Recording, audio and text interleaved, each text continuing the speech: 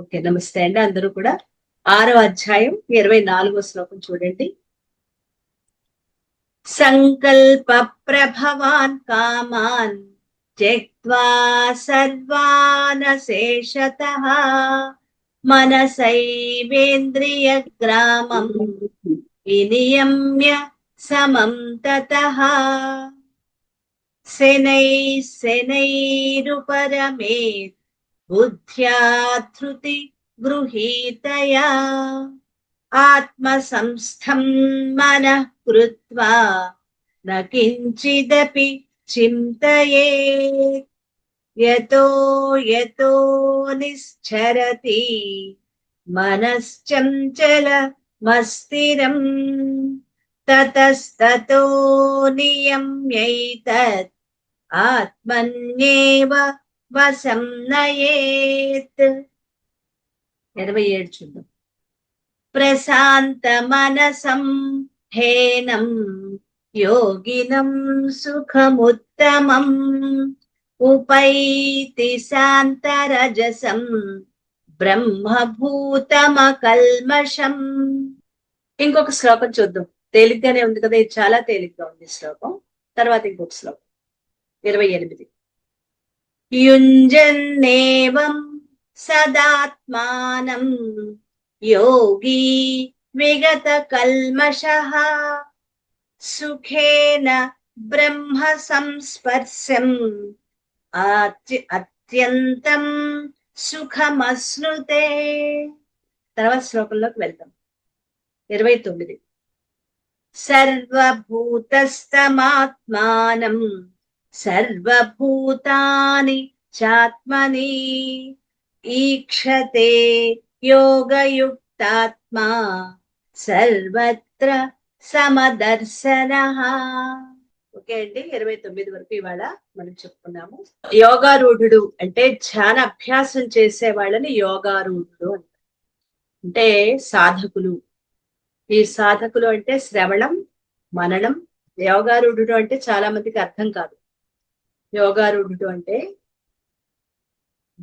ముందు శ్రవణం, మనం వింటున్నాం కదా, మననం, దానిని మళ్ళీ మళ్ళీ గుర్తు చేసుకోవటం. నిధిధ్యాసన, ఇప్పుడు ఏదైతే మనం తెలుసుకుంటున్నామో దానిని మనం మన అనుభవంలోకి అంటే సాధనలోకి తెచ్చుకోవడం, అది నిధిధ్యాసన. అలాగే ఏదైనా ఒక చెప్పిన దాన్ని జపం. జపం అంటే ఒక మంత్రం తీసుకుని దాన్ని జపం చేయటం. మనం సూర్యోపనిషత్తులో ఒక మంత్రాన్ని తీసుకుని జపం చేయటం నేర్చుకున్నాం, అది కూడా మనం చేస్తున్నాం. జపం. ధ్యానం. ధ్యానం అంటే ముందుగా మనల్ని మనం శ్వాసను గమనించడం అనే ధ్యానాన్ని మనం మొదలు పెట్టాం. మొదట శ్వాసను గమనిస్తాం, తర్వాత మనస్సును గమనిస్తాం. మొట్టమొదటి కూర్చున్నప్పుడు శ్వాసను గమనిస్తూ ఉంటాము. ఆ తర్వాత తర్వాత మనస్సు ఎటు వెళ్తుందో దాన్ని గమనించడం మొదలు పెడితే ఆ ఆలోచనలు తగ్గిపోతాయి. అది మనస్సును గమనించడం. అలా చేస్తూ ఆత్మ విచారణ. నేనెవరు, అసలు నేను ఈ భూమి మీదకి ఎందుకు వచ్చాను, నేను పుట్టిన కారణం ఏంటి, ఇప్పుడు నేను పుట్టక ముందు నేను ఎక్కడున్నాను, చిన్న పసిబిడ్డగా నేను పుట్టాను కదా, పుట్టక ముందు నేను ఎక్కడున్నాను, అంతకుముందు ఎక్కడున్నాను, ఈ ప్రశ్నలు మనకి జవాబులు ఎవరూ చెప్పలేరు. తల్లి గర్భంలో ఉన్నాను.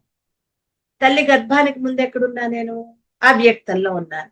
అవ్యక్తంలో అంటే పుట్టకుండా, జన్మ లేకుండా, ఏమీ లేకుండా ఎక్కడో ఉన్నా నేను.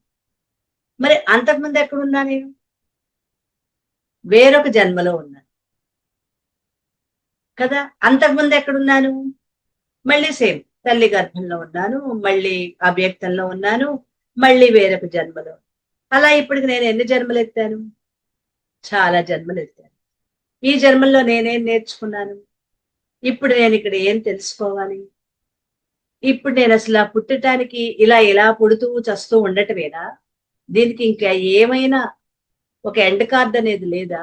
సినిమా ఎంతకాలం సాగుతుంది, 2-2.5 గంటలు. ఏకంగా 5 గంటల సినిమా హాల్లో కూర్చొని సినిమా చూడగలమండి? చూడలేం. అందుకే వాడు 2-3 పార్ట్ల కింద తీస్తూ ఉంటాడు సినిమాలు, మనం ఎలాగో చూడలేమని. కానీ ఇక్కడ మన లైఫ్ ఏమవుతుంది, సేమ్ రిపిటేషన్. పుడుతున్నాము, కొన్నాళ్ళు ఉంటున్నాము, చేస్తున్నాము, మళ్ళీ పుడుతున్నాము, దీనికి ఇంకా ఎండ్ అనేది లేదా? శుభం కాదు ఇంక లేదా? పుట్టకుండా నేను అసలు మళ్ళీ జన్మ లేకుని స్థితి నేను తెచ్చుకోలేనా? అలా చెయ్యాలంటే ఏం చెయ్యాలి? ఎవరు చెప్తారు నాకు? పుట్టకుండా ఈ జన్మ ఆఖరి జన్మ చేసుకోవాలి. దాన్ని నేను ఎవరిని అడగాలి? ఎక్కడికి వెళ్ళాలి? ఒక సద్గురువు లభిస్తే, ఆ గురువుని అడిగితే, ఆ గురువు ద్వారా మనం నేర్చుకుంటే, ఆ గురువు చెప్పే సాధనలు చేస్తూ ఉంటే, ఆ సాధనలు కూడా నేను ఎలా చేయాలి? బయట ఒక అడుగు అంటే నా కోరికలేమి వదిలిపెట్టను. నా కోరికలన్నీ తీర్చుకుంటూ నాకు సమయం ఉంటే చేస్తా. ఇది కూడా జన్మ పరంపరలోకి వెళ్ళిపోతాం. అంటే మనం ఏం చేయాలి? బయట ప్రపంచంలో చేసే పనులకి సమయం తగ్గించి మన మనం నేను ఎవరినో తెలుసుకోవటానికి సమయాన్ని పెంచుకోవాలి. అది ధ్యాన యోగి చేసే పని. అదే యోగారూఢుడు చేసే పని. అప్పుడు అతని చిత్తం ఎలా ఉంటుంది? చిత్తం దీపం అయితే ఇంద్రియాలే చుట్టూ ఉన్న కిటికీలు ద్వారాలు. ఈ బయట ఉన్న విషయ వస్తువులకు సంబంధించిన జ్ఞానం బయట నుంచి వచ్చే గాలి లాంటిది. అంటే ఇంద్రియాల కిటికీలు తెరిచి ఉంచితే బయట నుంచి విషయాలనే జ్ఞానం ఆ గాలి ఇంద్రియాల ద్వారా లోపలికి ప్రవేశించి మనస్సు అనే దీపాన్ని అటు ఇటు కదుపుతూ ఉంటుంది. గాలి బాగా వీస్తే దీపం ఏమవుతుంది? ప్రమిదలో నూనె వేసి ఒత్తి వేసి వేసిన దీపం ఏమవుతుంది? ఘనమైపోతుంది. అదే కొండెక్కిపోతుంది అంటాం మనం. ఆరిపోతుంది అనే మాట ఉపయోగించాం కాబట్టి అది ఘనమైపోతుంది కదా. అలా చెదరగొడుతుంది. ఆ గాలి చెదరగొడుతుంది, చలించుతూ ఉంటుంది. ఇది సామాన్యుల విషయం. అయితే యోగారూఢుని విషయం అంటే సాధకులు అన్నమాట. సాధకులు అంటే ఎవరో కాదు, మనమే. ఆ సాధకుల విషయం అలా కాదు. అతని తన ఇంద్రియాలను నిగ్రహించి తన చెప్పు చేతల్లో పెట్టుకున్నాడు. అంటే ఇంద్రియ ద్వారాలు మూసివేయబడ్డాయి. కిటికీలు తలుపులు వేసేసి, కిటికీలు పర్వాలేదు, తలుపులు వేసేస్తే కిటికీ కూడా గాలి వచ్చే చోట కాకుండా కాస్త కిందకి పెడితే దీపాన్ని, అప్పుడు ఆ దీపానికి ఆ గాలి తగలదు. అలా ఇప్పుడు బయట విషయ వస్తువులకు సంబంధించిన సమాచారం అనే గాలి లోపలికి ప్రవేశించట్లేదు. దాంతో లోపల వెలుగుతున్న మనస్సు అనే దీపం నిశ్చలంగా ఉంటుంది. ఎప్పుడైతే దీపం నిశ్చలంగా ఉంటుందో అప్పుడు ముఖంగా ఉంటుంది. దీపం కిందకి వెలగదు. దీపం ఇలా వెలగదు కదా. దీపం ఎలా వెలుగుతుంది? ఊర్ధ్వముఖంగా వెలుగుతుంది. అలా చిత్తం కూడా ఊర్ధ్వంగా అంటే పరమాత్మ వైపు ఉన్నతంగా లేచి పరమాత్మలో నిలిచిపోతుంది. ఇలా చిత్తం పరమాత్మలో నిలిచిపోయింది అంటే చిత్తం ఉన్నట్లా లేనట్లా? ఇది ఒక విచిత్రమైన పద్ధతి. ఎండలో ఒక ప్రమిదని వెలిగించి పెట్టాం. దీనికి ఉదాహరణ అనమాట. ఎండలో పెడితే ఇప్పుడు ఆ దీపం ఉన్నట్లా లేనట్లా? దీపం అయితే ఉంది, కానీ దాని కాంతి డామినేట్ చేస్తుంది సూర్యరశ్మి కదా. దీపం ఉందనాలా లేదనాలా? దీపం అయితే ఉంది, కానీ దాని కాంతి దేని మీద ప్రసరింపబడట్లా.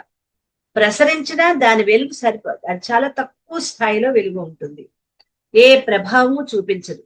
అంటే లేనట్లే ఆ దీపపు వెలుగు సూర్యకాంతిలో కలిసిపోయింది. అలాగే చిత్తం ఆత్మలో నిలిస్తే మరి చిత్తం ఉన్నా కూడా లేనట్లే, మనస్సు ఉన్నా కూడా లేనట్లే. దాని ప్రకాశం ఆత్మలో కలిసిపోయింది. ఆత్మ ప్రకాశంలో ఈ మనస్సు కలిసిపోతుంది. చిత్తం లేకుండా ఆత్మాకారంగా ఉండి మారిపోవటమే మోక్షం అంటే. ఈ చిత్తాన్ని తీసుకెళ్లి ఆత్మలో కలపటమే మోక్షం అంటే మరి ఇంకేమీ కాదు. ఎక్కడికో వెళ్ళిపోనవసరంలా మనస్సు ఆత్మలో కలిపివేయటం. చిత్తం ఆత్మలో కలిసిపోవటం అంటే చిత్తం ఆత్మలో మరణించటమే, ఇంకా లేవకుండా. దానికే మనం ఒక ఉదాహరణ కూడా చెప్పుకున్నాం. సముద్రము, వాటర్ బాటిల్ కూడా చెప్పుకున్నాం. వాటర్ బాటిల్ అయితే బయటకు వచ్చేస్తుంది. ఆ వాటర్ బాటిల్లో ఉన్న నీరు సముద్రంలో పడేసాం. సముద్రంలో ఒక తాడు కట్టేసి పడేసాం. అది మన చేతిలో ఉన్నంత వరకు, తాడు ఉన్నంత వరకు మళ్ళీ మన దగ్గరికి వస్తుంది. లేదా తాడు కూడా వదిలేసాం. ఆ సముద్రంలోకి వెళ్ళిన తర్వాత అదేమి లోపలికి ఎక్కడికో వెళ్ళిపోదు. ఆ కెరటాలు ఏం చేస్తాయి? ఇక్కడ వదిలేస్తే ఇంకో చోట దూరంగా తీసుకెళ్లి ఆ బాటిల్ తీసుకెళ్లి పడేస్తాయి కదా. ఇప్పుడు అదే నీటిని దాని సీసా మూత ఓపెన్ చేసి సముద్రంలో కలిపేసాం. అప్పుడేమైంది?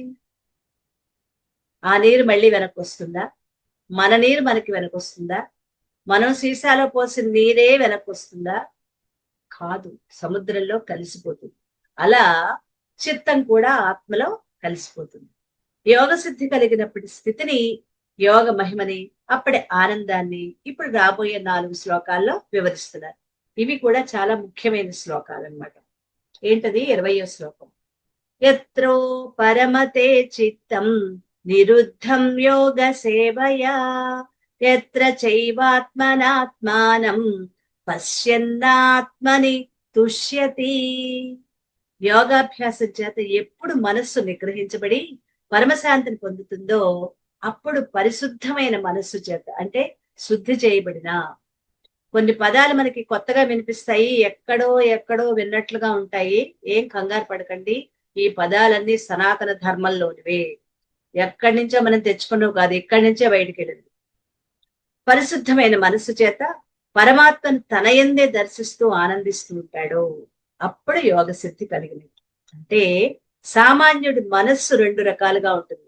ఇది చాలా ముఖ్యంగా మనం నేర్చుకోవాల్సింది. క్షిప్తం అంటే ఆలోచనలు రావటం, దాన్నే మూఢం అని కూడా అంటారు. క్షిప్తం అంటే చలించటం, మూఢం అంటే ఏమీ తెలియక పడి ఉండటం. ఇది మనం నోట్ చేసుకున్నారు, మీరు ఆల్రెడీ ఇదంతా కూడా నోట్ చేసుకున్నారు. మళ్ళీ గుర్తు చేయటం కోసం అని చెప్పి దీన్ని మళ్ళీ వివరిస్తున్నాను. సాధన చేస్తూ చేస్తూ ఉంటే మనస్సు యొక్క చలనం తగ్గిపోతుంది, అంటే ఆలోచనలు తగ్గిపోతాయి. ఇదే విక్షిప్తం.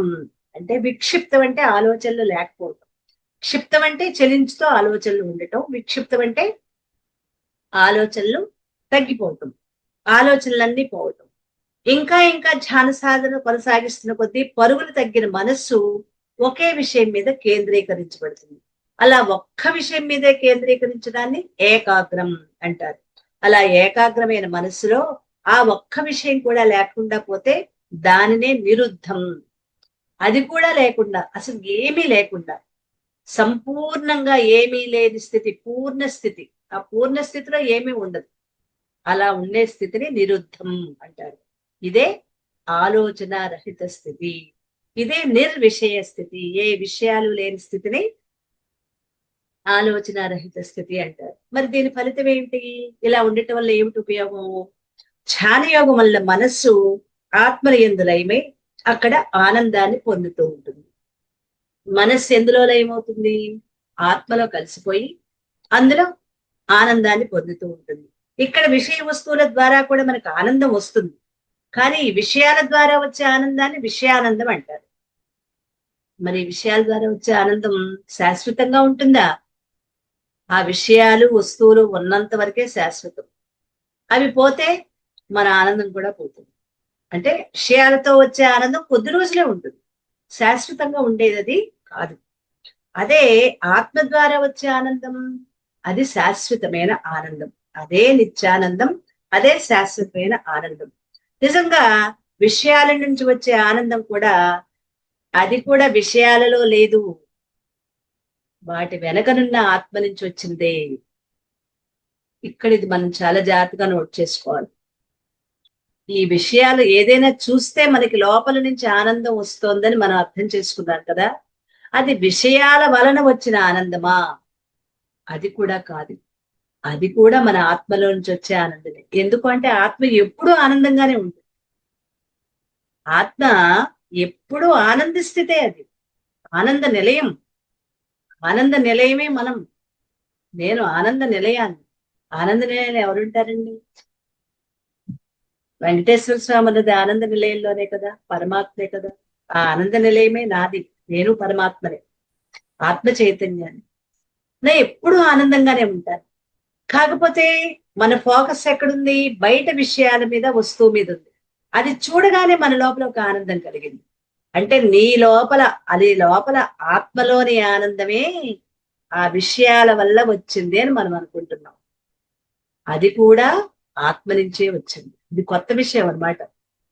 విషయాల ద్వారా, బయట వస్తువుల ద్వారా ఆనందం రాలను, ఆల్రెడీ ఆనంద స్వరూపాన్ని. వాటి వెనకనున్న ఆత్మ నుంచి వచ్చిందే. కాకపోతే మనం ఏమనుకుంటామని, అవి చూస్తే అందులోంచి వచ్చింది ఆనందం అనుకుంటాం మనం. మనకు తెలియదు కదా, అందుకని అది బయట నుంచి వచ్చింది ఆనందం అని మనం అనుకుంటాం. ఆత్మ సహజంగానే ఆనంద స్వరూపం. ఎక్కడ విషయ వస్తువులున్నా వాటిని ఆత్మ తన ప్రతిబింబం చేత ప్రకాశింపజేస్తుంది. మనకి సంబంధించిన ఎక్కడైనా మీరు చూడండి, మీకు నచ్చిన అంటే మీకు సంబంధించిన ఒక వస్తువు చూడగానే మీ ఆత్మ ప్రకాశం దాని మీద పడినప్పుడు అప్పుడు మీలో మీకు అది కావాలి, అది బాగుంది అనే భావన మీకు ఉంటుంది. అదే ఒక ఉదాహరణ చూద్దాం. మనం అలా రోడ్డు మించి వెళ్తున్నాం, ఎక్కడో పని మీద. ఒక చోట పువ్వుల తోట, ప్రహరీ గోడ బాగా కిందకుంది. ఆ పువ్వులు మొక్కలు కాస్త ఎత్తుగా పైకున్నాయి. అవి కొత్త రకమైన రంగురంగుల పువ్వులు. మనం ఏంటంటే అది చూడగానే అక్కడ ఆగిపోతాం. అంటే మన ఆత్మ యొక్క ప్రకాశం దాని మీద పడి, మన చూపు దాని మీద పడి, అప్పుడు అక్కడ పువ్వులు చూడగానే మనకు ఒక రకమైన ఆనందం కలిగింది. అది మన లోపల నుంచి వచ్చిన ఆనందమే కానీ బయట ఆనందం కాదు. దాన్ని చూడగానే మనసు పరవశించి, అబ్బా ఎంత బాగున్నాయో, భలే ఉన్నాయో రంగురంగుల పూలు, నేను ఎప్పుడు చూడలేదే అనుకుని మన మనస్సు ఒక్క నిమిషం అక్కడ ఆగిపోతుంది. అది ఎక్కడి నుంచి వచ్చింది ఆనందం? మన లోపల నుంచే వచ్చింది. ఆత్మ ప్రకాశం చేత అక్కడ ప్రకాశం దాని మీద పడి, వెలుగు మనలోని ఆత్మ ప్రకాశం అక్కడ పడి, మన కంటి ద్వారా దాన్ని చూడటం ద్వారా అప్పుడు మనకి ఆనందం కలిగింది. మన పక్క నుంచి బోల్డ్ మంది వెళ్ళిపోతున్నారు, ఎవరు చూడలేదు, వాళ్ళ దాన్ని వాళ్ళు వెళ్ళిపోతున్నారు. అంటే వాళ్ళలో ఉన్న ప్రకాశం దాని మీద పడలా, అందుకే వాళ్ళకి అది బాగున్నట్లు అనిపించరా. అంటే వాళ్ళు ఇంక దాన్ని గమనించలేదు. బాగున్నట్టు అనిపించడం కూడా కాదు, దాన్ని గమనించలేదు. ఇక్కడ నా ప్రకాశం దాని మీద పడట బట్టి, కంటి ద్వారా ఆ వెలుగు దాని ద్వారా చూడబట్టి అది నాకు ఆనందాన్ని కలుగజేస్తుంది. ఇలా మనం విచారణ చేసుకోవాలి.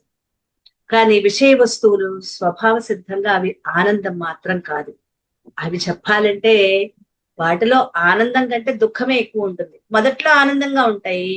అవి ఏదైనా పాడైనా, దానికి ఏదైనా రిపేర్ కానీ ఏదో వచ్చినా, అది పూర్తిగా పని చేయకపోయినా జరిగేది దుఃఖమే. కాబట్టి సహజమైన ఆనందం ఆత్మదే. అలాంటి నిజమైన సత్యమైన ఆనందం ఏ విషయ వస్తువులు భోగాలు లేకుండా కలిగే ఆనందమే ఆనందం. రాత్రి మనం గాఢ నిద్రలో, సుషుప్తి మూడో స్థితి. జాగృతి అంటే ఇప్పుడు మెలకువ స్థితి. మన క్లాస్ అయిపోయిన తర్వాత అన్ని సర్దేసుకుంటాం, పడుకుంటాం. పడుకోగానే నిద్ర పట్టదు, పడుకోగానే కొంతసేపటికి నిద్ర పడుతుంది. ఆ నిద్ర పట్టేటప్పుడు అప్పుడు ఈ జాగృతి పోతుంది. కొంతసేపటి వరకు ఆ జాగృతి కూడా మన లోపల ఏమీ ఉండకుండా కొంతసేపటికి ఏమవుతుందంటే, అంత ఆ శరీరం అలసిపోయి పడుకుంటే మనస్సు ఏవో కొత్త కొత్త విషయాలన్నిటినీ కూడా కథ అల్లుతుంది. అప్పుడు మనకు ఒక స్వప్నం, కళ లాంటిది వస్తుంది. ఆ స్థితిని స్వప్న స్థితి అంటారు. ఆ స్వప్న స్థితి కూడా కొంతసేపు ఉంటుంది. మనసు కూడా అలసిపోతుంది స్వప్నంలో. శరీరం అలసిపోయింది, పడుకుంది. మనసు అలసిపోతుంది, స్వప్నంలో అది కూడా ఆ నిద్రలోకి జారుకుంటుంది. అప్పుడు ఉండే స్థితిని సుషుప్తి స్థితి. అప్పుడు ఎలా ఉంటుంది? మనకి ఏమీ తెలియదు. ఒక్క శరీరంలో ఏ అవయవము, ఒక్క అణువు కూడా మనకి తెలియదు. అసలు మనం ఎక్కడున్నామో తెలియదు. ఉదయం రాత్రి పడుకోబోయే ముందు తలనొప్పితో, ఒళ్ళు నొప్పులు, మెడ నొప్పి, ఏవో రకరకాల నొప్పులతో పడుకున్న మనం ఉదయం లేవగానే అంటాం, అబ్బబ్బా లే నిద్ర పట్టింది, ఎంత హాయిగా ఉందో, నొప్పులన్నీ తగ్గిపోయాయి, వేసుకుందాం అనుకున్నాను మందు, మర్చిపోయి పడుకుండిపోయాను. అయినా కూడా నాకు బ్రహ్మాండమైన నిద్ర పట్టింది. ఆ నిద్రలో నొప్పులన్నీ తగ్గిపోయాయి. అక్కడ ఏ స్థితిలో ఉన్నాం మనం? నిద్రలో ఆనంద స్థితిలో ఉన్నాం. సుషుప్తిలో లాగా ఆనందం సుషుప్తిలోనే మనకి ఎరుక. అదే ఆనందాన్ని జాగృతిలో కూడా తెచ్చుకోవాలి. దానికోసమే ఈ ప్రయత్నాలన్నీ అన్నమాట. ఎప్పుడు మనకి ఈ యోగ సాధనలో కలుగుతుందో అప్పుడు మనకి యోగ సిద్ధి కలిగినట్లు. అంటే మెలకువ స్థితిలో కూడా అలాంటి ఆనందం మనకి లభిస్తే అప్పుడు యోగ సిద్ధి లభించినట్లు. అయితే మనస్సు అలా ఆత్మలో నిలిచిపోవాలంటే మనస్సులో కల్మషాలు ఉండకూడదు. దీనికి కూడా మనం ఒక కథ చెప్పుకున్నాం. మనం మురికిగా ఉన్న గ్లాసులో ఆల్రెడీ ఒకసారి టీ తాగేసిన గ్లాసులో మళ్ళీ టీ పోసుకు తాగుతామా? మంచినీళ్ళు తాగుతామా? చిచ్చిచ్చి మాకొద్దని చెప్పి పక్కన పడేసి ఇంకో గ్లాస్తో తాగు. అంతే కదా? అంటే ముందు మనసులో మామూలు మనం తాగే నీళ్ళకే కల్మషాలు ఉంటే ఒప్పుకోమే. మరి ఆ మనస్సును తీసుకెళ్లి ఆత్మలో కలపాలంటే మరి మనసులో ఉన్న కల్మషాలను ఏం చేయాలి? ముందు ఆ కల్మషాలు లేకుండా వాటిని తొలగించుకోవాలి. కల్మషాలు లేని మనస్సుతో కల్మషాలు ఉండకూడదు. ఎందుకు? ఆత్మశుద్ధమైనది. మరి ఆత్మశుద్ధమైందంటే అలాంటి ఆత్మలో కలవాలి అంటే మనస్సుని కూడా శుద్ధం చేసుకోవాలి. కడగని గ్లాసులో, మురికిగా ఉన్న గ్లాసులో, మట్టి కొట్టుకుపోయిన గ్లాసులో మంచినీరు పోసి మనం తాగుతామా? తాగమే. అప్పుడేం చేస్తాం? మనం తాగే ముందు గ్లాస్ బాగోకపోతే దాన్ని ఒకసారి ట్యాప్ దగ్గర తీసుకొని దాన్ని శుభ్రంగా కడిగి చేత్తో పామి పామి పామి కడిగి లోపలంతా కడిగి ఆ మట్టంతా పోకపోతే మళ్ళీ సబ్బు తీసుకుని దాన్ని పామి పామి పామి కడిగి మళ్ళీ నీళ్లతో కడిగి అప్పుడు నీళ్లు పోసి తాగుతాం. మరి మన ఆత్మలో కలవాలి అంటే ఈ మనస్సును ఏం చేయాలి? దీన్ని కూడా శుద్ధం చెయ్యాలి. ఎందుకు? ఆత్మ శుద్ధమైనది. నువ్వు తాగే నీళ్లు మంచి నీళ్లు, మురికి నీళ్లు తాగట్లా. అటువంటి మంచినీళ్లు తాగటానికే గ్లాసును శుభ్రపరచుకుంటున్నాం. మరి మనస్సుని ఆత్మలో కలపాలి అంటే శుద్ధమైన ఆత్మలో శుద్ధమైన మనస్సుని కలపాలంటే మనస్సుని శుద్ధం చేయాలి. అంటే ఒక్క ఆలోచన కూడా లేని మనస్సుని అప్పుడు ఆత్మలో కలపటం. అది నిర్విషయం. ఆ నిర్విషయం కావటం, దీన్నే నిరుద్ధం అంటారు. అలా నిరుద్ధం చెయ్యటమే మనస్సుని శుద్ధం చేయటం. ఇలాంటి నిరుద్ధం ఎలా కలుగుతుంది? యోగ సేవయ అంటే యోగాభ్యాసం వల్ల. నిత్యము ధ్యాన యోగాన్ని, ఇక్కడ యోగాభ్యాసం అంటే మనం పొద్దున్న నిత్యయోగ సాధనలో చేసే యోగాభ్యాసం అనుకుంటున్నాం. అది కాదు. అది వేరు. ఆ యోగ సాధన వేరు. ఇక్కడ మనం చెప్పే యోగ సాధన ధ్యాన అభ్యాసం. మనం ధ్యానం గురించి ఇంతకుముందు శ్లోకాల్లో చెప్పుకున్నాం కదా, ఆసనాలు చెప్పుకున్నాం, ఎలా కూర్చోవాలో చెప్పాము, తర్వాత మనస్సును ఎలా ఖాళీ చేసుకోవాలో చెప్పాము. అది ఆ యోగ సాధన. ధ్యాన యోగాన్ని అభ్యాసం చేయాలి. నిరాశ చెందకుండా తగిన జాగ్రత్తలు తీసుకుంటూ నీకు కలిగే సందేహాలు, నీకు ధ్యానంలో కానీ కూర్చున్నప్పుడు కానీ నీకు ఎప్పుడైనా సందేహాలు కలిగినప్పుడు గురువు ద్వారా వాటిని తీర్చుకుంటూ ఆటంకాలు అధిగమిస్తూ నేను ధ్యాన యోగిననే ప్రచారం చేసుకోకుండా, ఇది చాలా ఇంపార్టెంట్. నేను రోజు గంటలు గంటలు ధ్యానం చేస్తాను. ఏమిటి ఉపయోగం? నీకే ఇంకా ఉపయోగపడలా. ముందు నువ్వు ఉపయోగంలోకి తెచ్చుకో. నీకు నువ్వు ప్రచారం మనం చేసుకోకర్లా. అలా కాకుండా సాధన చేస్తే మనస్సు నిర్విషయమై ఒక్క విషయం కూడా మనసులో లేకుండా కల్మష రహితమై అసలు శుభ్రంగా తోవిన గ్లాసులాగా, కడిగిన గ్లాసులాగా పరమమైన అంటే కల్మషరహితమైన మనస్సుతో పరమమైన శాంతిని పొంది ఆత్మ యొక్క ఆనందాన్ని అప్పుడు అనుభవించడం జరుగుతుంది. అప్పుడు యోగ సిద్ధి పొందినట్లు. కాబట్టి ధ్యానాభ్యాసం ఎలా చేయాలి? మనకొచ్చు ధ్యానాభ్యాసం చేయటం. యోగాభ్యాసం మనకొచ్చు. ఎలా? తల్లిదండ్రుల సేవ, భార్య సేవ, భర్త సేవ, బంధువుల సేవ, మిత్రుల సేవ, ప్రజా సేవ, దైవ సేవ, ఇలా ఎన్నో సేవలు మనం చేస్తూ ఉంటాం. మనకి సేవలు చేయటం వచ్చు. అలాగే ఈ యోగ సేవను కూడా మనం, అంటే యోగ సేవ అంటే ఏం లేదు, ధ్యానాభ్యాసం కూడా వదిలిపెట్టకుండా చేయాలి. యోగ సేవ చక్కగా చేయటానికి గురు సేవని వదిలిపెట్టుకోండి. గురువుని వదిలిపెట్టి మనం ఎన్ని చేసినా మనం నిష్ణాతులం కాలేం. అందులో పూర్తిగా మనం తెలుసుకోలేము. అందుకని గురువుని మాత్రం ఎప్పటికీ మనం పూర్తి ఆత్మానుభూతి పొందిన శిష్యుడైనా కూడా గురువుని మాత్రం వదిలిపెట్టాడు. ఎందుకంటే వివేక చూడమణిలో ఆత్మానుభూతి పొందిన శిష్యుడు తన గురువు దగ్గర అయిపోతుంది. గురువు దగ్గర 12 సంవత్సరాలు తాను నేర్చుకుంటాడు, ఆత్మానుభూతి పొందుతాడు. ఆ శిష్యుడు తన గ్రామానికి వెళ్ళిపోతున్నప్పుడు కూడా ఆ శిష్యుడు తనకి ఎలాంటి అనుభూతి చెందిందో చెప్తే, గురువు మళ్ళీ తన యొక్క సందేహాలు తీరుస్తూ ప్రజలలో నువ్వు కలిసి ఉండటానికి ఎలా ఉండాలో వాళ్ళ యొక్క సంబంధం చెప్తారండి. చివరిలో గురు శిష్యుల సమాగమం అంటారనమాట.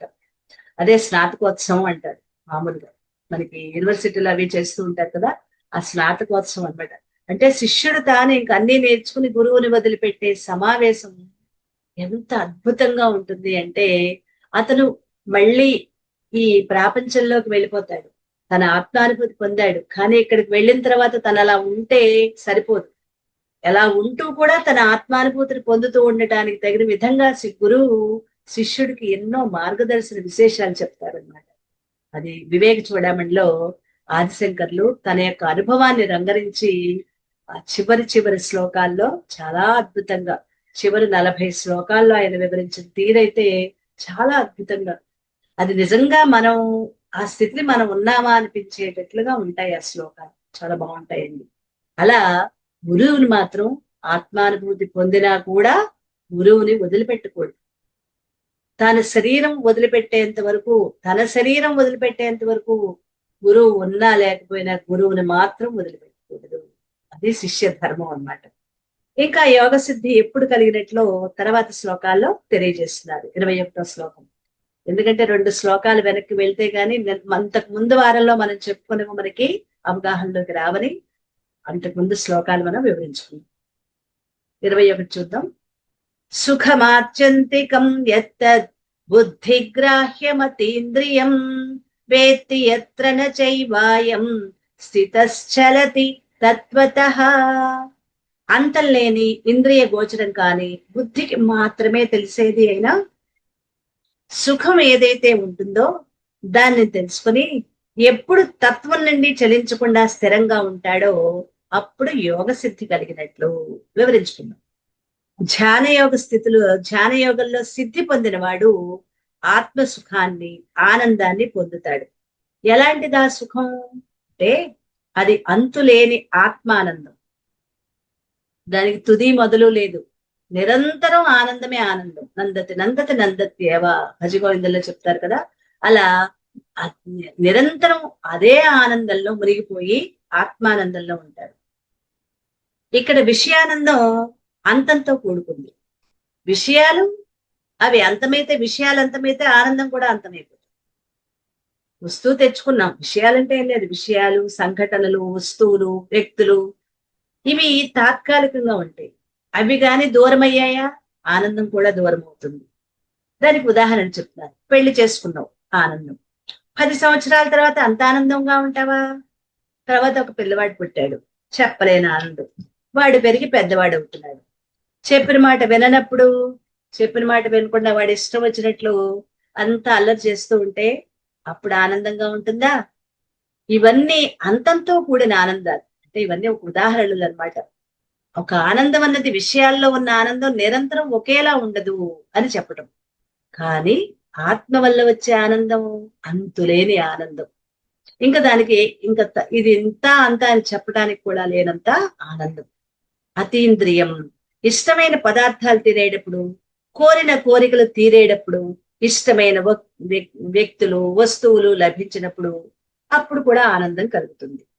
ఆ ఆనందపు ఛాయలు ముఖంలో, కళ్ళల్లో, మాటల్లో వ్యక్తమవుతూ ఉంటాయి. సడన్ గా ఒక ఇంట్లో ఆడపిల్లకి చాలా చాలా సంబంధాలు చూసినా అవ్వట్లేదు. ఎవరో పెళ్లివారు వచ్చారు, చూసుకున్నారు, చాలా సంబంధాలు వాళ్ళు వచ్చి చూసుకున్నారు. వాడు డిక్లేర్ చేశారు, మాకు అమ్మాయి నచ్చింది, కట్నకాలకు అవి అవసరం లేదండి, మీరు సింపుల్ గా మీ స్తోమతకు తగినట్లుగా వివాహం చేయండి, మీ అమ్మాయిని వివాహం చేసుకుంటారు. ఎందుకంటే అది చాలా గొప్ప విషయం. చాలా ఉన్నతమైన కుటుంబ స్థితి వాళ్ళు కబురు చేశారు. అప్పుడు ఆ ఆనందం విన్నప్పుడు ఎలాంటి ఆనందం ఉంటుంది? ముఖంలో, కళ్ళల్లో, చర్యలలో ఎంతటి ఆనంద పరవశులు అయిపోతారా కుటుంబ సభ్యులు. వాళ్ళ ఆనందపు ఛాయలు ముఖంలో, కళ్ళల్లో, మాటల్లో వ్యక్తమవుతాయి. అంటే ఇవి ఇంద్రియ అగోచరాలు, మన ఇంద్రియాలకు కనిపించేవి కాదు. కానీ ఇంద్రియాలు కనిపిస్తూ ఉంటాయి. ఎలా? నీ కంటి ద్వారా కనిపిస్తుంది ఆనందం, ముఖం ద్వారా కనిపిస్తుంది, ఇంద్రియ గోచరమే. ఇలాంటి ఆనందం పెళ్లి కుదిరింది పిల్లకి అనగానే ఆ కుటుంబ సభ్యులు మాటల్లో ఎన్ని మాటలు మాట్లాడతారు, కుదురుతుంది అనుకోలేదంటారు, అదంటారు, ఇదంటారు. కళ్ళల్లో ఆనందం, మాటల్లో ఆనందం, చేతల్లో ఆనందం, ఇంద్రియాల ద్వారా ఆనందాన్ని వ్యక్తపరుస్తారు. అదే ఆత్మానందం ఇంద్రియాలకి మాత్రం అందదు. ఎందుకు చెప్పారు ఈ ఉదాహరణ చెప్తేనే మనకు ఆత్మానందం అంటే అర్థమవుతుంది.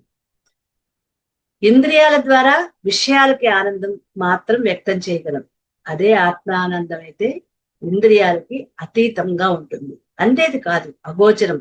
పోనీ ఎలాగని తెలుసుకునే వీలుందా? తెలుసుకోలేమా? మనం తెలుసుకోగలం. బుద్ధిగ్రాహ్యం. ఇంద్రియాలకు అందని ఆత్మానందం తెలుసుకునేది ఎవరు అంటే బుద్ధిగ్రాహ్యం. బుద్ధి చేత తెలుసుకోబడుతుంది. బుద్ధి మాత్రం ఇది కూడా ఒక అంతరింద్రియమే కదా. అయినా కూడా బుద్ధి మామూలుగా ఉన్నప్పుడు ఇంద్రియమే.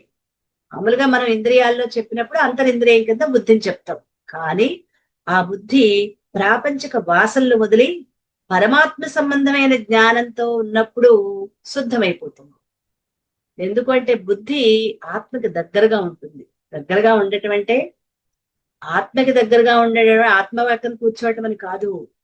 అది విషయాల కంటే కూడా పరమాత్మకు సంబంధించిన విషయాల పట్ల అది వింటున్నప్పుడు, మనం ఇన్ని విషయాలు వింటున్నప్పుడు మనలో అవి నిలకడగా స్థిరంగా ఉంటున్నాయి అంటే మనం ఎక్కడున్నాయి? అది మన బుద్ధిలో ఉంది. మన బుద్ధిలో ఈ విషయాలన్నీ కూడా మనం జాగ్రత్తగా వాటిని మననం చేసుకుంటూ విశ్లేషించుకుంటూ ఉన్నప్పుడు అది ఆత్మకి దగ్గరగా ఉండి శుద్ధమవుతుంది. అందుకని తొందరగా శుద్ధమయ్యేది ఏది? మనస్సు కంటే తొందరగా శుద్ధమయ్యేది బుద్ధి. ఈ బుద్ధి జ్ఞానంతో నిండినప్పుడు శుద్ధమవుతుంది. అప్పుడు అది శుద్ధ బుద్ధి. అప్పుడు అది ఆత్మాకారంగా మారుతుంది. ఒక ఉప్పుని మనం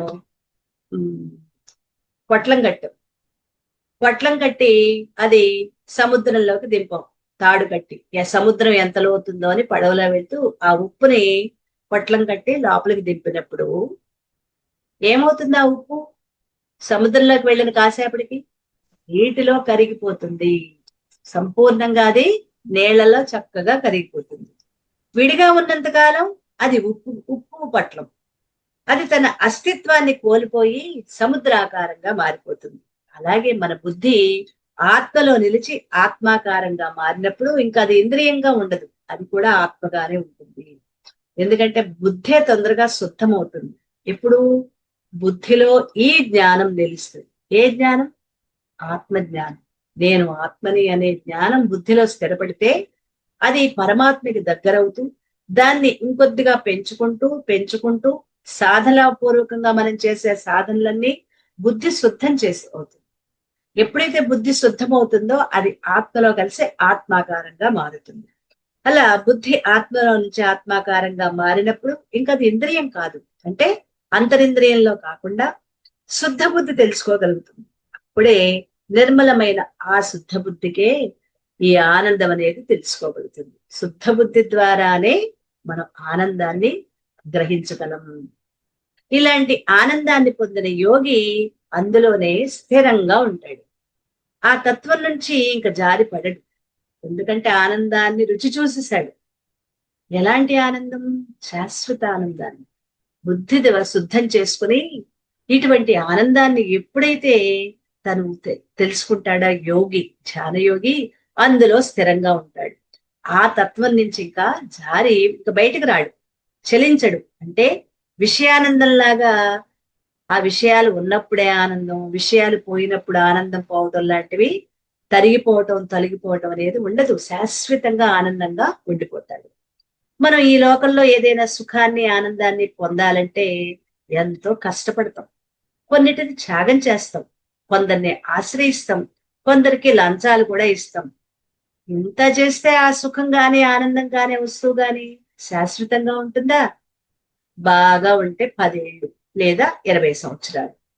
కానీ ఈ ఆత్మానందం ఎప్పటికీ అనంతకాలంగా ఉంటుంది. ఎప్పటికీ ఉండిపోయేది ఆత్మానందం. అనేక జన్మల దుఃఖం కూడా తప్పిపోతుంది. జన్మ జన్మలుగా మనం తెచ్చుకున్న దుఃఖాలన్నీ కూడా తొలగిపోతాయి ఈ ఒక్క జన్మలోనే. అలా తొలగిపోయేది కూడా ఎప్పుడైతే ఆత్మానందాన్ని పొందుతావో ఈ జన్మలో మొత్తం అన్ని కొట్టుకుపోతాయి. గురువుని ఆశ్రయించి ఆత్మానందాన్ని పొంది విషయ త్యాగం చేసి సాధన చేస్తే ఇక ఆ శాశ్వతమైన ఆనందం ఎప్పటికీ నీ సొంతమే. అంటే మళ్ళీ పుట్టాల్సిన అవసరం ఉండదు, శాశ్వతంగా ఉండిపోతావు. ఆ శాశ్వత ఆనందం, అసలు ఆనందం అంటేనే పరమాత్మ. పరమాత్మ అంటేనే ఆనందం, శాంతి. ఆ రెండు ఉన్నప్పుడు మళ్ళీ ఇంకా పుట్టాల్సిన అవసరం ఏముంది?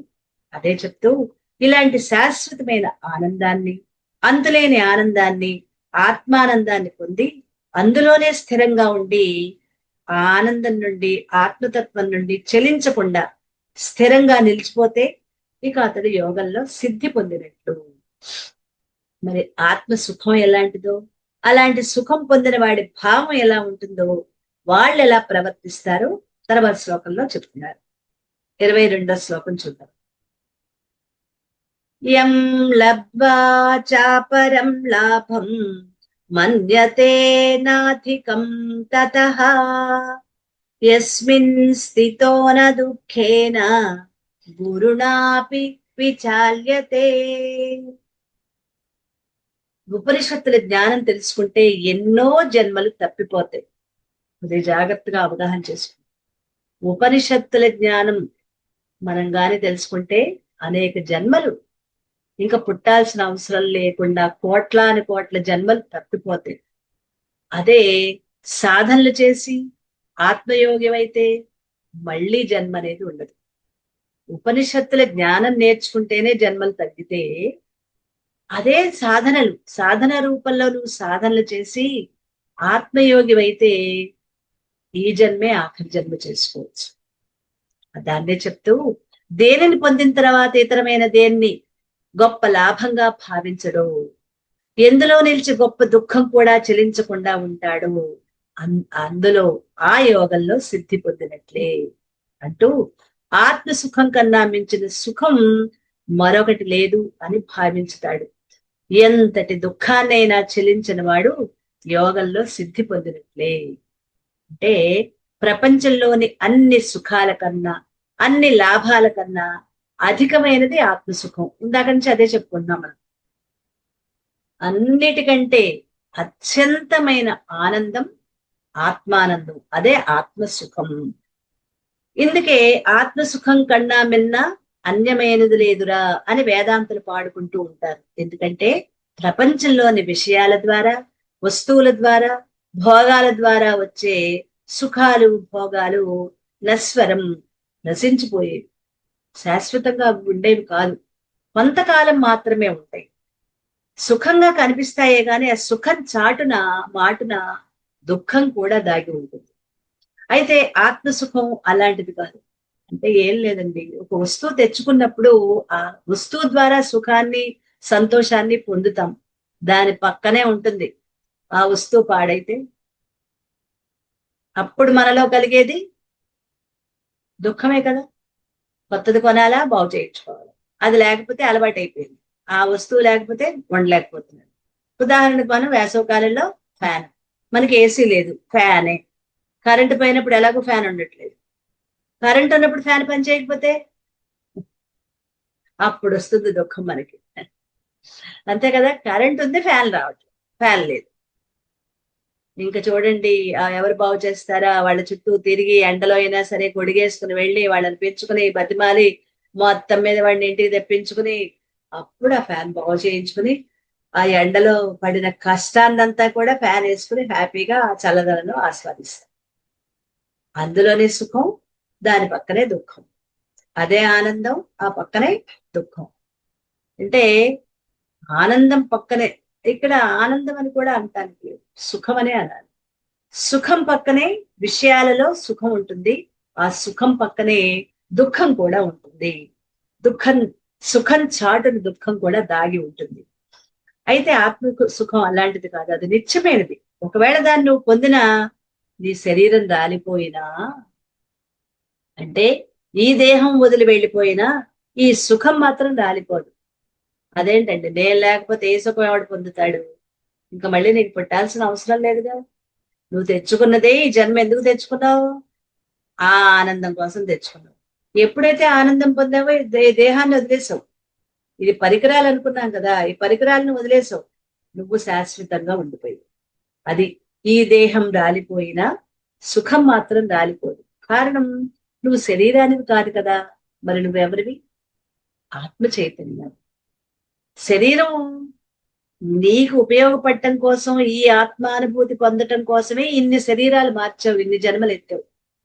ఈ జన్మ కాదు, గత జన్మల నుంచి సాధనలు చేసుకుంటూ ఒక సద్గురువును పొంది సాధనలు చేసి, ఉత్కృష్టమైన సాధనలు చేసి, అభ్యాస వైరాగ్యాలు రెండింటినీ పొంది పూర్తిగా ఇందులోనే నువ్వు ఉండిపోయినప్పుడు, సంపూర్ణమైన శాశ్వత ఆనందాన్ని నువ్వు పొందినప్పుడు, ఈ శరీరం రాలిపోయినా నువ్వు మాత్రం శాశ్వతంగా అలాగే ఉంటావు.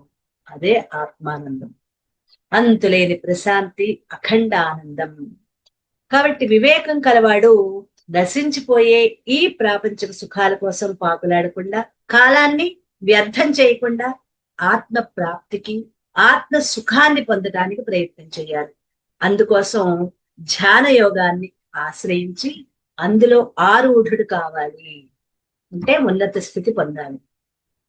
ఒక్కసారి ఆత్మసుఖం పొందితే ఇక అతడు లౌకిక సుఖాల కోసం ఇంకా పాకులాడదు.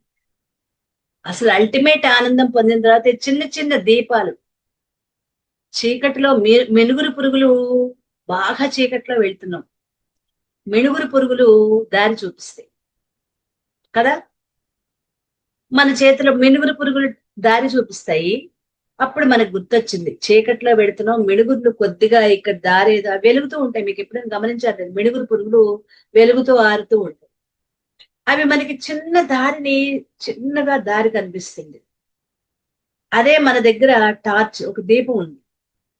ఆ దీపం ఏం చేస్తుంది, అది ఉందని గుర్తొచ్చింది. ఆ దీపం వేసుకునేప్పుడు మిడుగుర్ల యొక్క కాంతి తగ్గిపోతుంది. అది మనకి ఇంకా పెద్ద ఉపయోగపడదు. అదే ఆ దారిలో వెళ్తున్నప్పుడు ఆ కాంతి కూడా నీకు వెళ్తున్నప్పుడు స్ట్రీట్ లైట్ వేశారు, పెద్దవి, అందులో చాలా హైమాస్ట్ లైట్ వేశారు. అప్పుడు నీ దగ్గరున్న టార్చ్ లైట్ యొక్క వెలుగు అక్కడ సరిపోతుందా? అది వేస్ట్ అయిపోతుంది. మిణుగుర్ల వెలుగు చీకట్లో, నీ చేతిలోని టార్చ్ లైట్ మిణుగుర్లు పోగొట్టి కొంత కాంతినిచ్చాయి. ఇప్పుడు దారిలో హైమాస్ట్ లైట్ వేసినప్పుడు ఈ టార్చ్ లైట్ కూడా వేస్ట్ అవుతుంది. ఇంతలో తెల్లారిపోయి సూర్యోదయం అయిపోయింది. సూర్యుని వెలుగు ముందు ఆ హైమాస్ట్ లైట్ల కాంతి ఎంత ఉంటుంది? అంతకంటే ఎక్కువగా ఉంటుంది కదా. అంతకంటే ఆనందం నువ్వు పొందుతున్నప్పుడు ఈ చిన్న చిన్న విషయాల పట్ల ఇంకా నీకు ఆనందం ఏమి అవసరం లేదే చెప్తూ ఆ లౌకిక సుఖాల కోసం ఇంకా పాకురాగి. అసలు మనిషిగా ఎందుకు జన్మించాం మనము? మోక్షాన్ని పొందాలి అనే కోరిక, సద్గురువు లభించటం అనేది అత్యంతిక దుర్లభం. ఒక గురువు మనకి లభించటం అనేది, చాలా మంది గురువులు ఉంటారు, కానీ మనల్ని నిరంతరం నువ్వు ఆత్మవి, ఆత్మ చైతన్యానివి, దేహం కాదు అని నిరంతరం చెప్తూ సాధనలు చేయించే సద్గురువు దొరకటం అత్యంత దుర్లభం. దానిని సద్వినియోగం చేసుకోవటం మన చేతుల్లో ఉంది. గురువు లభిస్తే కేవలం గురువు మనకి దారి చూపించదు. అది మనం ఎప్పుడైతే సద్వినియోగం చేసుకుంటామో అప్పుడు గురువు చూపించిన దారి మనకు ఉపయోగపడుతుంది కదా. మందారంలోని మకరందాన్ని చూసి రుచి చూసిన తేనెటీగ ఆ పుష్పాన్ని వదిలి పిచ్చి మొక్కల కోసం, పిచ్చి పూల కోసం పరిగెడుతుందా? మందారంలోని తేనె తాగుతున్న దానికి ఎక్కువ తేనె ఉంటుంది, చిన్న చిన్న వాటి కోసం పరుగులు పెట్టదు. అలాగే బంగారం దొరుకుతుంటే దాన్ని సంచుల్లో నింపుకున్నవాడు మట్టి రాళ్ల కోసం పరుగులు తీస్తాడా? నిజమైన సంపదలని పొందుతూ ఆనందించే వ్యక్తి కలలో దొరికే సంపదల కోసం అరులు చేస్తాడా? ఇవన్నీ ఉదాహరణలు అన్నమాట. అలాగే ఆత్మలో సుఖాన్ని పొందినవాడు అన్యమైన, క్షణికమైన లౌకిక సుఖాల కోసం ఆరాటపడడు, పరుగులు తీయడు. అంటే బయట వస్తు విషయాల కోసం, విషయ వస్తువుల కోసం ఆరాటం ఉండదు. తనలోనే ఆనందం, తనలో ఊరే ఆనందం, ఊటబావి లాంటి ఆనందం తోడుకుని ఎంత తోడుకుని ఆస్వాదిస్తున్నా ఇంకా తనివి తీరటల్లా. అలాంటి ఆనందం పొందుతున్న వాడికి బయట విషయ వస్తువుల ఆనందం మిణుగురు పురుగుల ఆనందం లాంటిది. ఇందాక మనం ఉపమానం చెప్పుకున్నాం కదా. మిణుగురు పురుగులు, సూర్యకాంతిలో మిణుగురు పురుగులు కనిపించు, వాటితో సమానం. ఆత్మసుఖాన్ని పొంది ఆనందించేవాడు ఎంతటి దుఃఖం కలిగినా ఏమాత్రం చెల్లించడు. కష్టం ఎంతొచ్చినా, సమస్యలు ఎలాంటి సమస్యలు వచ్చినా, అంటే ధ్యానయోగి అన్నమాట. తన ఆత్మానందంలో రమిస్తూ ఉన్నప్పుడు ఏ దుఃఖం వచ్చినా, ఏ కష్టం వచ్చినా, శరీరానికి వచ్చినా, కుటుంబానికి వచ్చినా, సమాజానికి జరుగుతున్నా అతను చెలించడు ఆ దుఃఖానికి. ఆ దుఃఖాలేవి అతన్ని ఏమి చేయవు. ఈ రహస్యాన్ని తల్లి గర్భంలో ఉండగానే ప్రహ్లాదుడు గ్రహించాడు. ఎవరి ద్వారా? నారదుడి ద్వారా. నారదుడి ద్వారా తల్లి గర్భంలోనే ప్రహ్లాదుడు తెలుసుకున్నాడు. అందుకే ఏనుగుల చేత తొక్కించిన, విషాన్ని తాగించిన, పాముల చేత కరిపించిన, సముద్రంలో విసిరివేయించిన, ఎన్ని కష్టాలు ఎదురైనా ఆత్మలో స్థితుడై ఆత్మానందాన్ని పొందుతూ దేనికి చెల్లించలేదు. శారీరక బాధలేవి అతన్ని ఏమి చెయ్యలేకపోయి. అలాగే జీవితంలో దుఃఖాలు కష్టాలు వచ్చిన, జబ్బులు చేసిన, ఆత్మ సుఖాన్ని పొందుతున్న సిద్ధ యోగ సిద్ధుడు కొద్దిగా కూడా చెలించడు. తన శరీరానికి వచ్చిన, తన వాళ్ళకి వచ్చిన చెలించడం అంటే పట్టించుకోవడం అని కాదు, గాబరా పడడు. దానికి ఏం చెయ్యాలో అది చేస్తాడు. మనం మామూలుగా అయితే ఏదైనా ఒక కష్టం రాగానే తల్లడిల్లిపోతాం. కానీ వాళ్ళు చాలా కూల్ గా ఉంటారు, ప్రశాంతంగా ఉంటారు. ఏదైనా విన్నప్పుడు వింటారు. ఎంతటి కష్టాన్నైనా సామాన్యంగా వింటారు. తర్వాత వాళ్ళ నోటి నుంచి సరైన జవాబు, అంటే అది ఎలా తట్టుకుని ఎలా నిలబడి దాన్ని ఎదుర్కొనాలో వాళ్ళు ఖచ్చితంగా కరెక్ట్ గా ఎలా చెప్తారో అలా చేస్తే ఆ సమస్య నుంచి బయట. అందుకే అలాంటి వాడి చుట్టూ ఎక్కువ మంది చేరుతూ ఉంటారు. యోగ సిద్ధుల వెంట ఎక్కువ మంది ఎందుకు పడతారు అంటే వాళ్ళ నోట్లోంచి వచ్చిన ఏ మాట అయినా సరే దానికి చాలా విలువ ఉంటుంది. ఆ మాట అలా జరిగిపోతూ ఉంటుంది. అలాగని ఆ యోగ సిద్ధుడు ఆ మాటల వాళ్ళు వచ్చిన వాళ్ళకి సలహాలు ఇస్తూ కూర్చుంటే తన శక్తి క్షీణించిపోతుంది. అది గాని ఆయన గ్రహించాడా, దానికి అష్టసిద్ధులు వస్తాయి. ఈ అష్టసిద్ధుల్ని ఉపయోగించుకుని ఇతరులకు మేలు చేస్తానని చేశాడా, తాను అధపాతాళానికి వెళ్ళిపోతాడు. అంటే వైకుంఠపాళి ఆడుతున్నప్పుడు మనం ఆడతాం కదా, నిచ్చిన పాములు పై వరకు 100 వరకు వెళ్ళిపోతాం. 99 100వ దానికి వచ్చే సమయానికి సరిగ్గా 99లో పెద్ద పాము మింగేసి మళ్ళీ కిందకి వచ్చేస్తాం. అందుకే యోగ సిద్ధుడు సిద్ధి పొందిన తర్వాత తనని తాను గమనించుకుంటూ ఉండాలి. తన ఆనందాన్ని తన ఇతరులకి పంచాలి. కాకపోతే ఎలా అంటే ఏమి ఆశించకూడదు. అవతల వాళ్ళు చెప్పే వాటిని కూడా ఎంతవరకు నిర్లిప్తంగా వినాలో అంతవరకే. ఏదైనా సలహా 1-2 ఇచ్చినా కూడా మళ్ళీ దాని గురించి అతను ప్రశ్నించడు. జరిగిందా, నేను చెప్పాను కదా నీకు ఇలా అవుతుందని, అయ్యిందా లేదా మళ్ళీ అడగడు. అతన్ని పదే పదే పదే పదే 100 సార్లు ప్రశ్నిస్తేనే ఒక్క మాటకి 100 ప్రశ్నలకి ఒక్క జవాబు చెప్తాడు. మళ్ళీ వాళ్ళ కర్మను తను తీసుకోడు. ఎందుకంటే ప్రశ్నలు జవాబుల పర్వం కొనసాగుతుంది అనుకోండి. నాకు ఈ కష్టం వచ్చింది స్వామి, మీరేదో చెప్పండి, మీ సలహా ఇచ్చి మీరేం చేయమంటే అది చేస్తాను అంటే ఆయన ఏదో చెప్తారు. అలా చెప్పినందువల్ల వాళ్ళ కర్మ ఇతనికి అంటుకుంటుందన్న విషయం తెలుసు. అలా అంటుకుందో మళ్ళీ దిగజారాల్సి వస్తుంది. అందుకే అలాంటి వాళ్ళు ఎక్కువ ఎంకరేజ్ చెయ్యరు. వాళ్ళు అలాంటి వాటిని ఎంకరేజ్ చెయ్యరు. సరికదా, మాధ్యమంగా ఆ పరమాత్మకి వాళ్ళు ఏంటంటే వాళ్ళు చేసుకునే జప సంఖ్య పెంచుతారు. ఇతరులకి ఇక్కడ ఒక రహస్యం మనకి తెలుసుకోవాలి. వాళ్ళు ఏదైనా మనకి ఇతరులకి సలహా సంప్రదించినా కూడా, ఉపయోగపడినా కూడా వాళ్ళు తన ధ్యాన స్థితిని పెంచుకుంటారు. ఇంకా వాళ్ళు ధ్యానమే కాదు, జపం కూడా చేస్తారు. జప సంఖ్యను పెంచుకుంటారు. గురువు ద్వారా తాము తీసుకున్న మంత్రాన్ని, అలా మహామంత్ర యొక్క జపాన్ని అధికం చేసుకుంటారు. ఎందుకు? ఇతరులు ఏదో వచ్చి అడిగారు, వాళ్ళకి జవాబు చెప్పినప్పుడు వాళ్ళ కర్మ అంటుకోకుండా ఉండడానికి మాధ్యమంగా జప సంఖ్య పెంచుకుంటారు. అంటే ఇతరులకి వీళ్ళకి అది అక్కడతో సరిపోతుంది. వాళ్ళ నుంచి వీళ్ళు ఏమి కూడా తీసుకోరు. తీసుకోవడం అంటే ఆ డబ్బులు తీసుకోవడం అలాంటి కర్మని ఎక్కువ ట్రాన్స్ఫర్ అవ్వకుండా ఉండడానికి జపం ఎక్కువ చేస్తారు.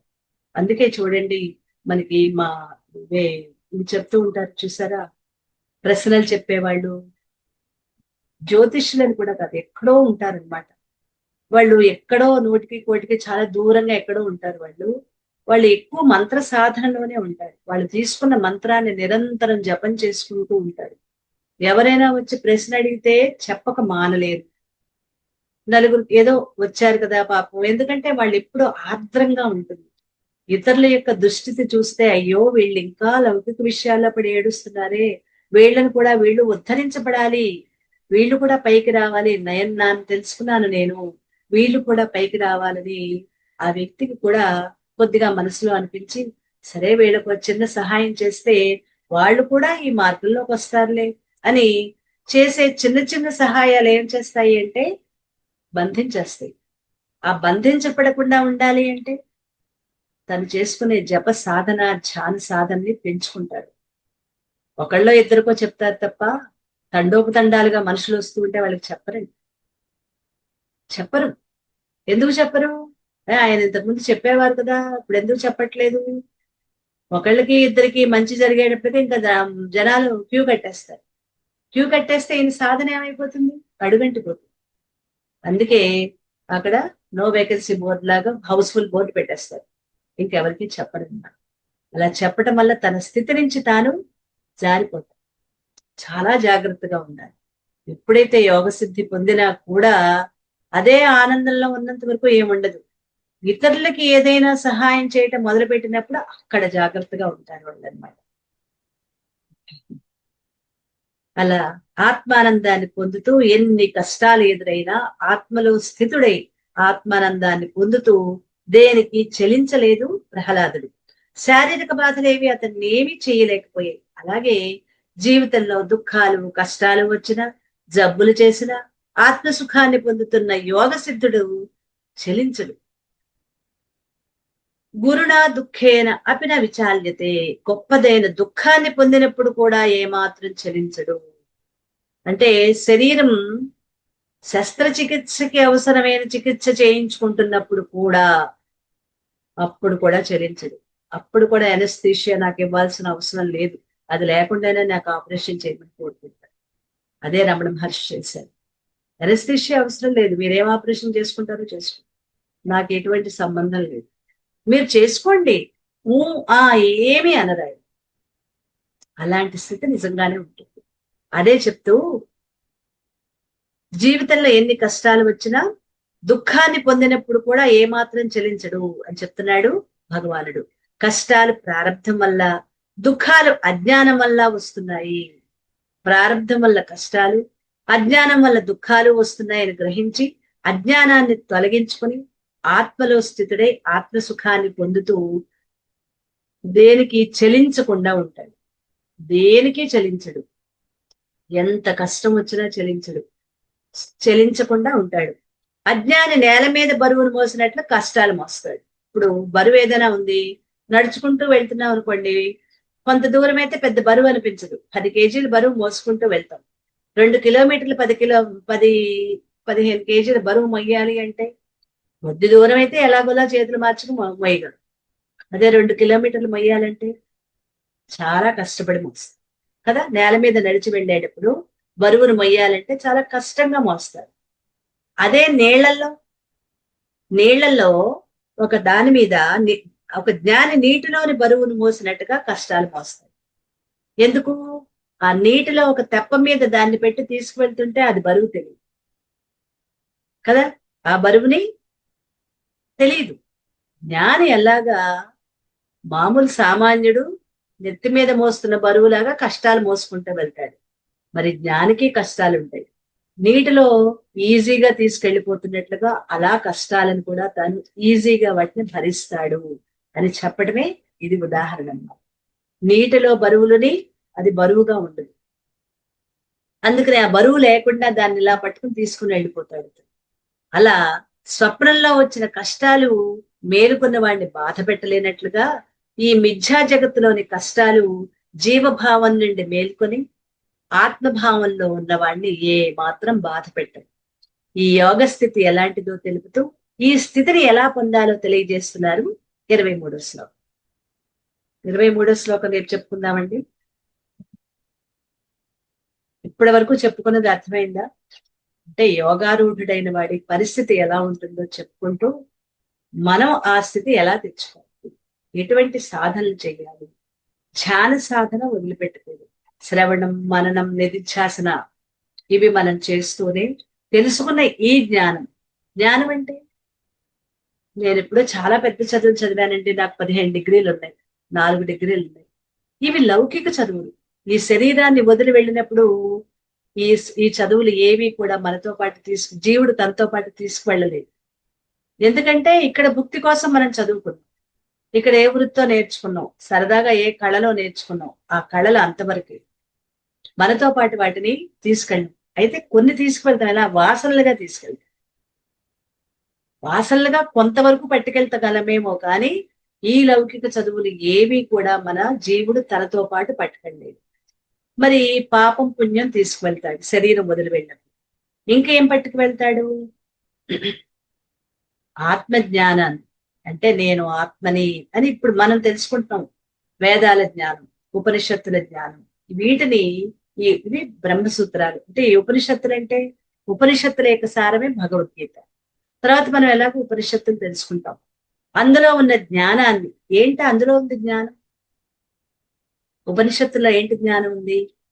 ఓ పిచ్చి పెద్ద మనిషి, నువ్వు ఇప్పటిదాకా నువ్వు దేహాన్ని దేహాన్ని అంటూ పాకులాడుతున్నావు. ఈ దేహం కాదు నువ్వు, నువ్వు ఆత్మ చైతన్యాన్ని. నువ్వు పుట్టలేదు, చావలేదు, ఎప్పుడూ ఉన్నావు. కాకపోతే నువ్వెవరో నీకు తెలియటల్లా. ఆ తెలుసుకునేదాకా శరీరాలు మార్చుకుంటున్నావు. శరీరాలు మారుతున్నాయి గాని నువ్వు మారట్లా. ఇప్పటికైనా శరీరాలు మార్చుకోవడం తగ్గించి నిన్ను నువ్వు తెలుసుకో. నువ్వు ఆత్మ చైతన్యాన్ని.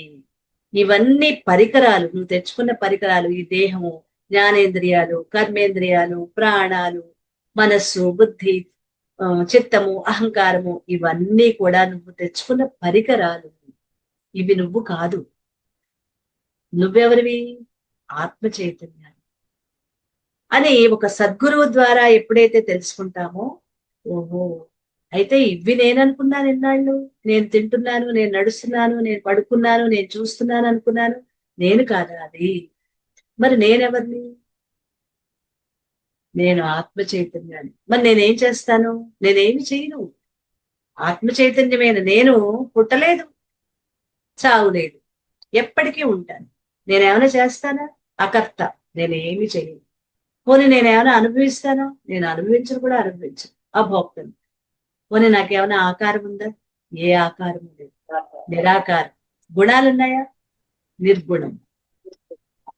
ఆత్మ చైతన్యం యొక్క లక్షణాలు ఇప్పుడు కొన్ని చెప్తాను, రాసుకోవటానికి వీలైతే రాసుకుందరు. కానీ ఆత్మ విచారణ ఎలా చెయ్యాలి అంటే, ముందు కొన్ని ఆత్మలంటే ఏంటో మనం తెలుసుకుంటే, ఆత్మ విచారణ అన్నది ఇప్పుడు మనకి ఇక్కడి నుంచి మొదలవుతుంది. మొదలవుతుందంటే ఆల్రెడీ మొదలు పెట్టాం మనం. ఆత్మ అంటే ఏంటో కొన్ని చెప్తాను, రాసుకోండి. ఒకసారి చెప్తాను, రాసుకోండి. ఆత్మ స్వయం ప్రకాశం. ఆత్మ అయినంత వరకు చెప్తాను, మిగిలిన రేపు చెప్పుకుందాం. నేను కొన్ని కొన్ని చెప్పుకుందాం, కొన్ని రేపు కూడా చెప్పుకోవచ్చు. ఆత్మ స్వయం ప్రకాశం అంటే ఇవన్నీ ఆత్మ లక్షణాలు. సర్వవ్యాపకం. నోట్ చేసుకోండి. సర్వవ్యాపకం, సూక్ష్మాతి సూక్ష్మం. వాయువే కంటికి కనిపించదు. వాయువు కంటే సూక్ష్మం ఆకాశం. ఆకాశం అసలే కంటికి కనిపించదు. కాకపోతే ఆకాశానికి ఒక గుణం ఉంది, శబ్దం అనే గుణం ఉంది. అంటే ఖాళీ ప్రదేశంలోనే మనకి శబ్దం వినిపిస్తుంది. అలాగే గోడ లాంటి గట్టి పదార్థాల్లో ఆకాశం ఉండదు. కానీ ఆత్మ అన్నది పరమాత్మ చైతన్యం. ఈ ఆత్మ చైతన్యం ఈ గోడ లాంటి గట్టి ప్రదేశాల్లో కూడా ఉంటుంది. సూక్ష్మాతి సూక్ష్మం. సర్వవ్యాపకం, సూక్ష్మాతి సూక్ష్మం. అకర్త. ఆత్మ అకర్త, ఏమీ చెయ్యదు. అభోక్త, ఏమి భరించదు, తీసుకోదు. వాటి అర్థం కూడా చెప్తున్నాను, అది కూడా నోట్ చేసుకోండి. ఆత్మ అకర్త, ఏమి చెయ్యదు. ఆత్మ అభోక్త, ఏమి భరించదు, తీసుకోదు. అరూపం, ఏ రూపము లేదు, నిరాకారం అంటారు దాన్ని. అరూపం అన్నా నిరాకారం అన్నా రెండో ఒకటి. అవ్యక్తం, గోచరించదు అంటే కనిపించదు. అవ్యక్తం, కనిపించదు, గోచరించదు. అక్రియం, ఏ పనులు చెయ్యదు. క్రియ అంటే పని చేయదు. ఏ క్రియ, అక్రియం, ఏ క్రియలు చెయ్యదు, ఏ పనులు చెయ్యదు. ఆద్యంతరహితం, ఆద్యంతరహితం. ఆది అంతం రెండూ లేవు, మొదలు లేదు, తుది లేదు. ఆద్యంతరహితం.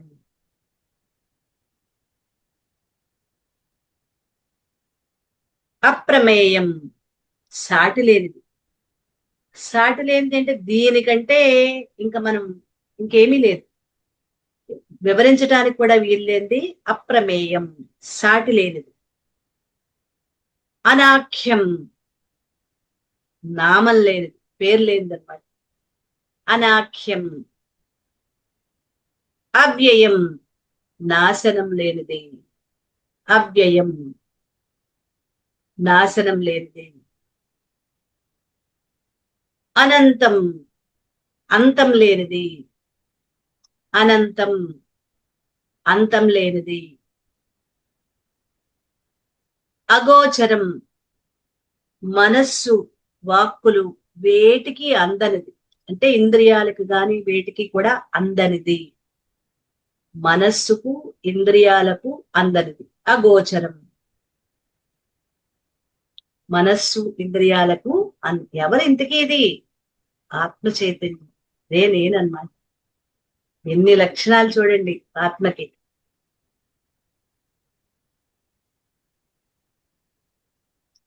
అచింత్యం, చింతించటానికి, ఇలా ఉంటుంది అనుకోవటానికి వీలు లేదు. అచింత్యం.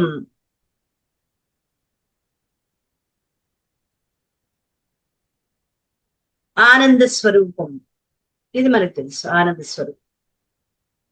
అసంగం, ఏ సంగము లేనిది.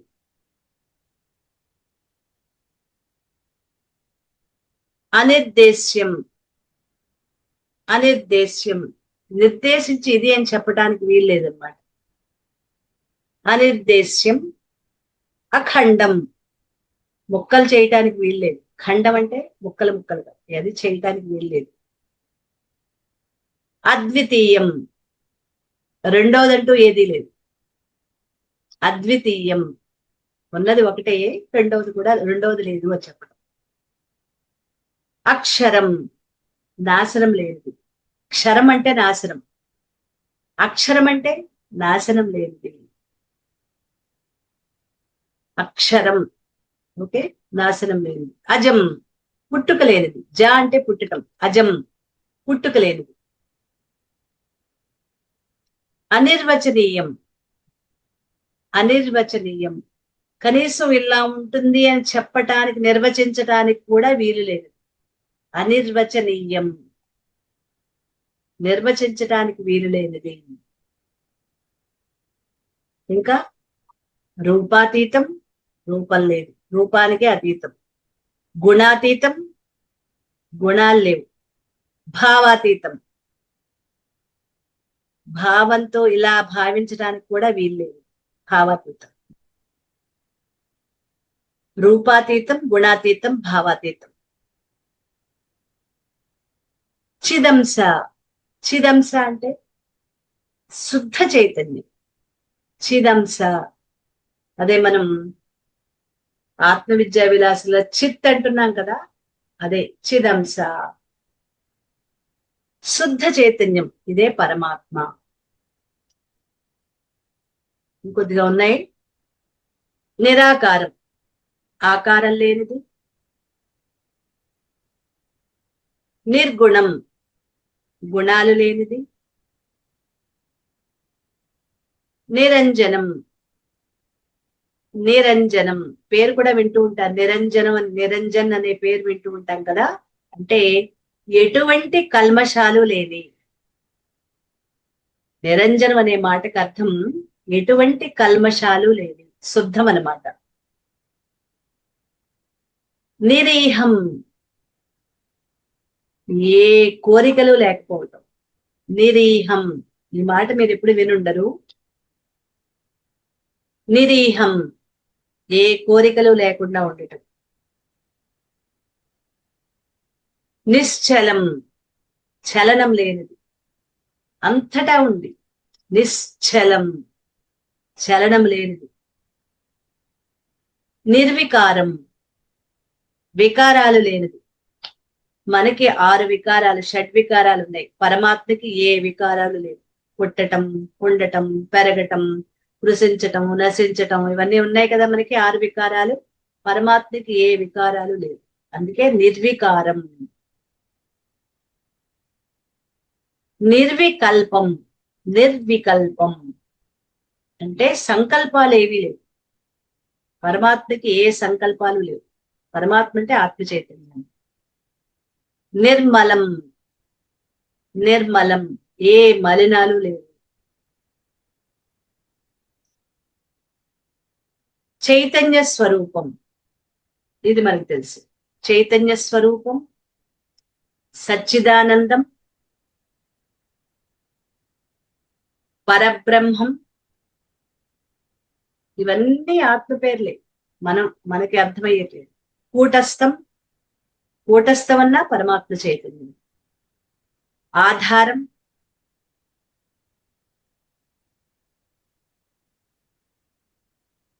కూటస్థం అంటే ఏమి అంటనిది అని కూడా రాసుకోవచ్చు. కూటస్థం దగ్గర ఏమి అంటనిది అని రాసుకోవచ్చు.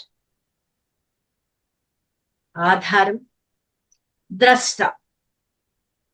ద్రష్ట,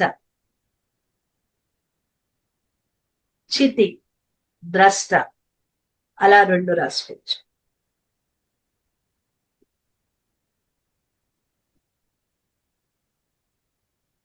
ఓకే అండి.